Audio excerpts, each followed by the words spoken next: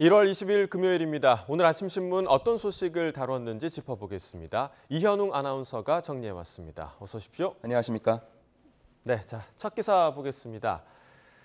자, 이제 내일부터가 설 명절인데 지금 아이들이 한복을 예쁘게 입고 지금 사진을 찍었습니다. 요즘 뭐 아이들 사진만 보면 기분이 좋아지는데요. 설 관련 소식인가 봐요? 네, 그동안 코로나 때문에 못 봤던 우리 아이들, 자녀들, 조카들 이번 설에는 만날 수 있겠습니다. 네. 개묘년 새해 복 많이 받으세요라면서 독자들에게 새해 인사를 전하고 있는 모습인데요. 우리 YTN 시청자분들도 새해 복 많이 받으시기 바랍니다.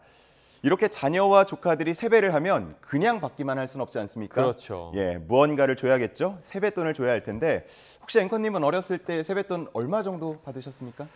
초등학교 때 좀 기억을 해보면 한 10,000원 정도를 새돈, 빳빳한 돈으로 받았던 기억이 있고 예. 그마저도 사실 부모님이 가져가신 경우도 있었던 것 같아요. 네, 보통의 모습이 그렇죠. 저도 비슷한 경험을 했는데 한 기업이 임직원들을 대상으로 조사한 세뱃돈 관련 설문조사 내용이 경향신문에 실려 있었습니다.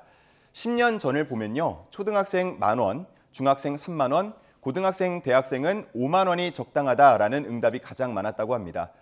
그런데 10년이 지난 지금은 초등학생이 30,000원, 중학생이 50,000원, 고등학생 이상은 10만 원이 적당하다는 응답이 많다고 하는데요. 10년 사이에 2배에서 3배 정도가 뛴 겁니다. 네, 그래서 뭐 3만 원권이 생겼으면 좋겠다 이런 어른들도 많더라고요. 네, 그렇습니다. 정말 뭐 그런 바람을 가져보는데 그리고 응답자의 절반 이상이 자녀의 세뱃돈을 가져와서 사용해봤다고 응답을 했습니다.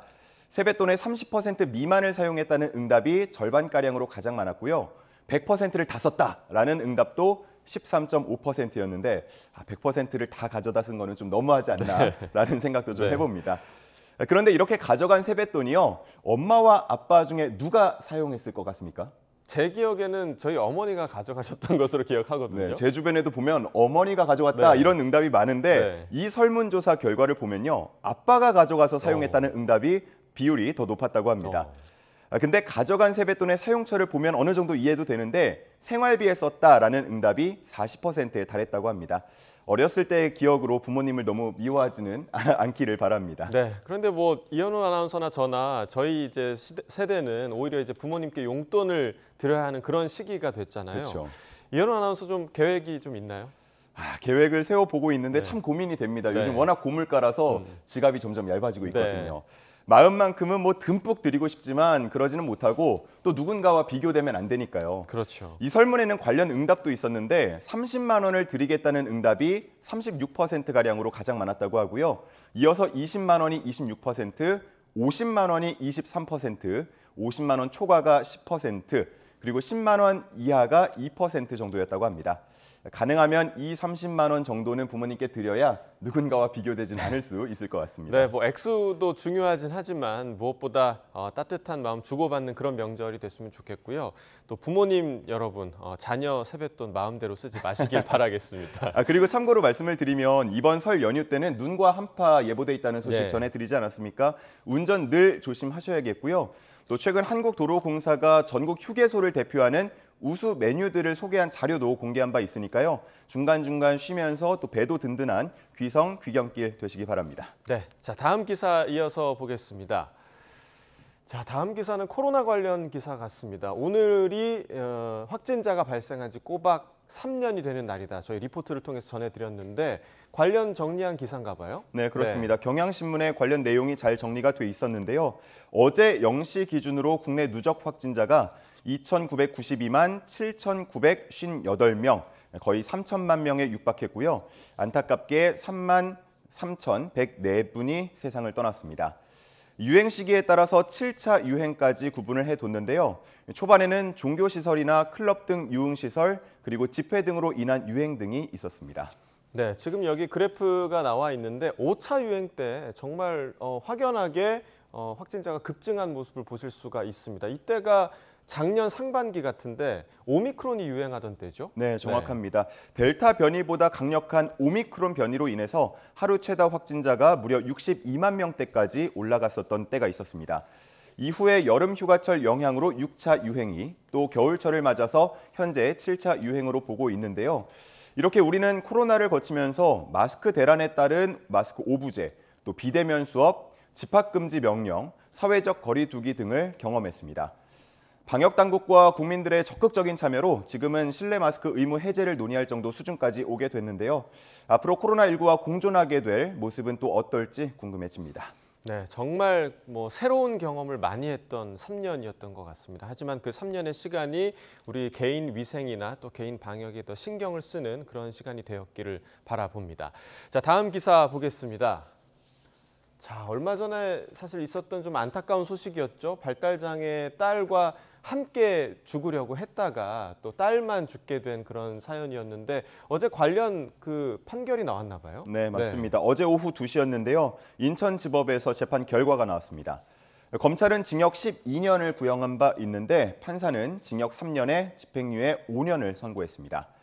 재판장의 이야기를 들어보면요. 피고인이 38년 동안 딸을 돌봐왔고 이후에 대장암 진단을 받은 딸이 고통스러워하는 모습을 보면서 우발적으로 범행한 점을 고려했다면서 양형 이유를 밝혔습니다. 그리고 장애인에 대한 국가나 사회 지원이 부족한 상태에서 장애인을 돌보는 가족들은 오롯이 자신들의 책임만으로 고통을 겪고 있다면서 이번 사건도 피고인의 탓으로만 돌리기는 어렵다고 덧붙였습니다. 판사가 집행유예를 선고하는 순간 재판정은 울음바다가 됐다고 하는데요. 특히나 오랜 기간 딸을 돌보며 힘들어하고 또 사건 이후 죄책감에 고통스러워하는 이 씨의 모습을 곁에서 지켜보던 가족들이 모두 눈물을 흘렸다고 합니다. 이 씨는 고개를 숙인 채 눈물만 흘렸다고 하는데요. 그동안 고생했다는 가족들의 말에도 자식을 죽인 어미가 고생은 무슨 이라면서 울음을 삼켰다고 합니다. 네, 자녀의 생명을 빼앗을 권리 누구에게도 없긴 하지만 그래도 이러한 가정에 더 큰 관심과 지원이 필요하다는 점은 우리에게 과제로 남은 것 같습니다. 자, 다음 기사 보겠습니다. 자, 한국이 끼리끼리 결혼이 덜하다. 자, 보통 이제 결혼 끼리끼리 한다 이런 얘기들 흔히 하곤 하는데 어떤 내용인가요? 네, 우리가 끼리끼리라고 말할 때 두 가지 정도로 생각을 해볼 수 있을 것 같습니다. 성격이 잘 맞는 사람끼리 혹은 소득 수준 등이 비슷한 사람끼리 이 결혼하는 경우로 나눠볼 수가 있겠는데 이 기사에서 말하고 있는 끼리끼리는 소득 수준에 대한 얘기입니다. 한국은행이 최근 근로소득 수준이 비슷한 남녀가 만나 가구를 형성하는 소득 동질혼과 관련한 보고서를 냈습니다. 주요 내용을 한겨레 신문 기사에서 그래프로 표시를 해뒀는데요. 같이 보시면 지금 한국 옆에 34개국 중 최저라고 쓰여 있고요. 네. 1.16이라는 수치가 보이실 겁니다. 네. 여기서 1에 가까울수록 소득 수준을 고려하지 않고 결혼했다는 걸 의미하는데요. 우리나라가 OECD 회원국 중 가장 낮았다고 합니다. 이 끼리끼리라는 우리의 사회적 통념과 달리 더 다양한 결혼의 양상이 있다는 것을 볼 수 있는 결과였습니다. 이러한 결혼 풍습이 소득 불평등 완화에도 영향을 주고 있다고 하는데요. 고소득 개인과 저소득 개인이 만나서 중간소득 가구를 형성하면서 양극화 해소에 도움을 줄 수 있다는 내용이었습니다. 하지만 이 같은 보고서를 다룬 조선일보 기사에서는 하는 관계자의 말을 전하고 있었는데요. 한 사람이 돈을 벌고 다른 사람은 가사를 책임지는 전통적인 분업이 다른 나라보다 강하기 때문이거나 결혼 후에 아내의 경력 단절이 영향을 미쳤을 거란 분석도 있다고 했습니다. 네, 흥미로운 기사였고요. 이어서 마지막 기사 계속해서 보겠습니다. 자, 한국 기업의 탈중국이 가속되고 있다. 거기에 지금 베트남 국기도 좀 보이네요. 어떤 내용이죠? 네, 중국에 신설된 한국 법인 숫자로 비교해 봤을 때 지난 2006년 2,300여 개로 정점을 찍은 뒤에 지금까지 점차 줄어들고 있다고 합니다. 올해는 3분기까지 156개에 그친다고 하는데요.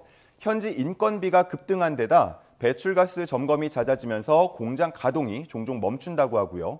또 미국의 대중 수출 규제로 인한 공급망 불안 문제까지 겹친 탓으로 분석되고 있습니다. 그리고 산업연구원이 내놓은 보고서를 보면 앞으로도 이런 탈중국 현상은 더 거세질 걸로 전망하고 있었습니다. 우리나라의 교역국별 무역 흑자 규모로 봤을 때 2018년에 1위였던 중국은 작년에는 22위까지 떨어졌고요. 그 자리, 1위 자리를 베트남이 차지했습니다. 올 3분기까지 베트남에 신설된 한국 법인 수는 233개였는데요. 코로나 이전 수준으로 돌아가려는 모습을 보였고요. 또 중국을 처음으로 앞선 숫자였습니다. 이렇게 탈중국화가 강해지면서 국내로 돌아오는 기업들에 대한 지원책을 개선해야 한다는 지적도 나오고 있었는데요.